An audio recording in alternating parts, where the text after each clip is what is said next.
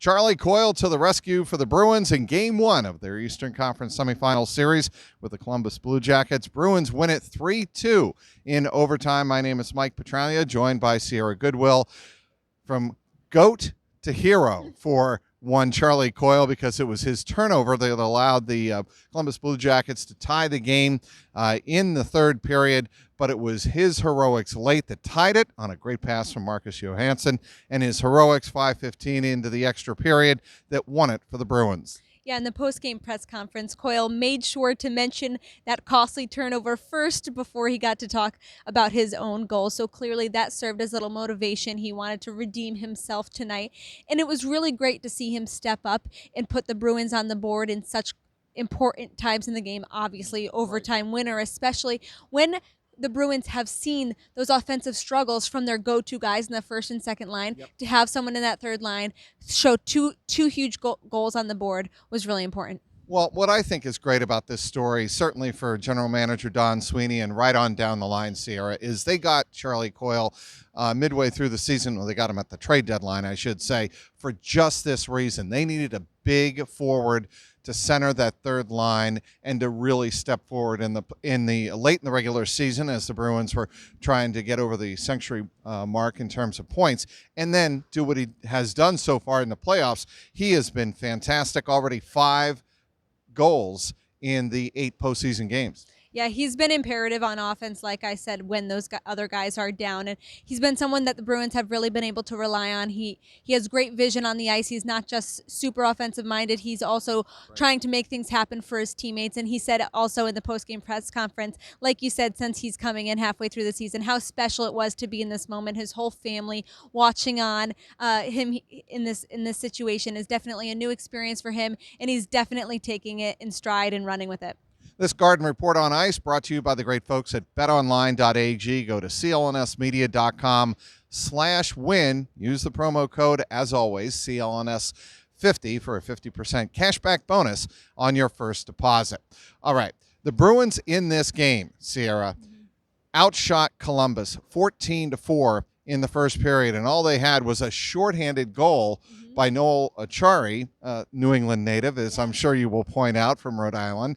But that's all they had to show for it, and it was Sergei Bobrovsky really keeping Columbus in the game. Yeah. The Bruins absolutely dominated this game, especially in the first period. And Bruce Cassidy was like, the fact that it was just 1-0 after 2 periods was a little concerning because of how dominant the Bruins were.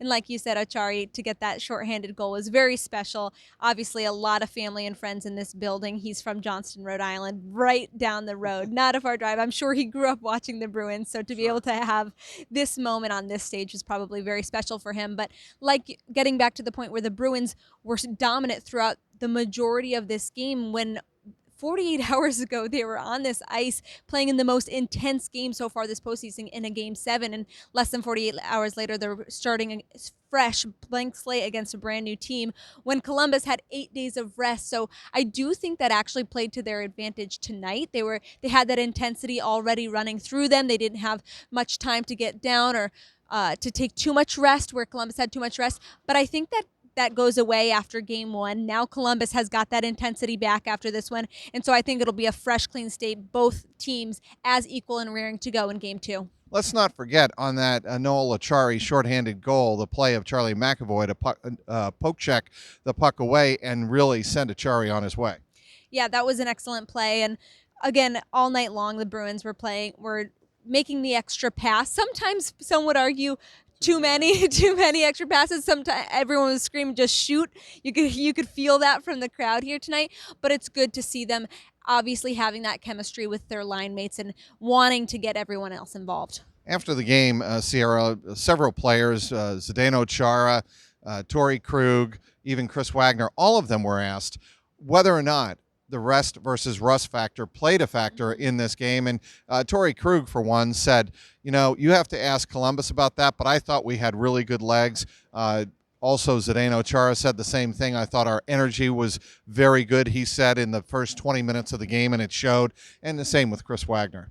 Yeah, almost with those 8 days off, it's almost too much time to get too in-depth into personnel for Columbus, where you can start to overthink things and overanalyze things, whereas Bruins, it was just let me sleep it off for one day and let me get back on the ice. There was no overthinking involved. It was just intensity. We know we want to win this game on home ice when we couldn't get it done in the first round, so let's do it.